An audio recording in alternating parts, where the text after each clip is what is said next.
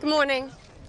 My name is Anouska de Gorgiou, and I stand before you today as a survivor of both Jeffrey Epstein and Ghislaine Maxwell. I want to thank Congressmen Massey and Khanna for their role in putting together this very, very important bill. Every day of this journey toward healing has come at a profound cost to my mental health. But I am here. I chose to come because this bill really matters. I speak today not only in service of my own recovery from trauma inflicted by Maxwell and Epstein, but to honor the lives, the courage and sacrifices of Virginia Giuffre, Caroline Andriano, and others who could not continue. Their voices mattered. Their stories must not be forgotten. Accountability is what makes a society civilized. Equal opportunity and equal consequence for all. Consequences are not about punishment alone. They exist to deter future harm, to protect vulnerable, and to set a standard of justice. If Ghislaine Maxwell were pardoned, it would undermine all the sacrifices I made to testify and make mockery of mine and all survivors' suffering. That is why the Epstein Files Transparency Act is so essential.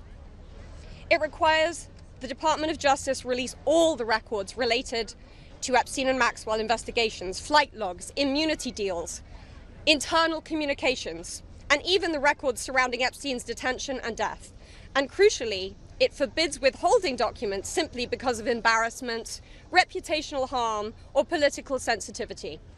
This is about ending secrecy wherever abuse of power takes root. But transparency alone is not enough. Survivors need protection, resources, and legal support. If this Congress is serious about justice, then let this moment also affirm your commitment to provide victims with the legal aid they need to confront abusers, to navigate complex systems, and to reclaim their power. Transparency must be matched by support, or else too many victims will remain silent out of fear and lack of access. The statistics demand action. Nearly 1 in 5 women in America will experience rape or attempted rape in her lifetime. Every 74 seconds, someone is sexually assaulted. Every 9 minutes, that person is a child. These are not numbers, they are people. They are your daughters, your sons, your constituents, your friends. Statistically, 1 in 5 of your families will face this nightmare. The days of sweeping this under the rug are over. We, the survivors, say no more. I want to help create a world where survivors of sexual abuse and abuse of power can come forward safely. And I ask Congress to join me in that effort, not only by passing this bill, but by ensuring that those who step forward have legal support to face their abusers and see justice done. When Judge Berman gave Epstein survivors the chance to finally speak, the world listened. After so many years, survivors were heard. That moment was historic, and so is this moment. For me, the turning point was when I had my daughter, and on the day she was born, I knew I had a responsibility to protect her and to protect all children. I have to use my voice, the voice that had been silenced by fear and shame for so many years.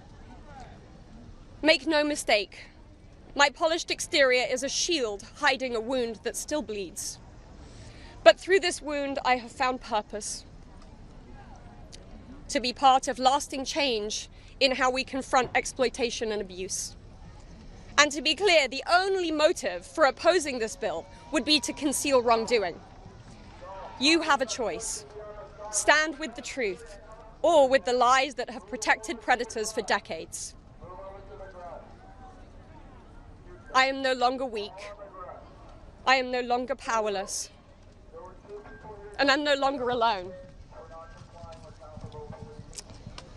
And with your vote, neither will the next generation be. President Trump, you have so much influence and power in this situation. Please use that influence and power to help us, because we need it now and this country needs it now. Thank you.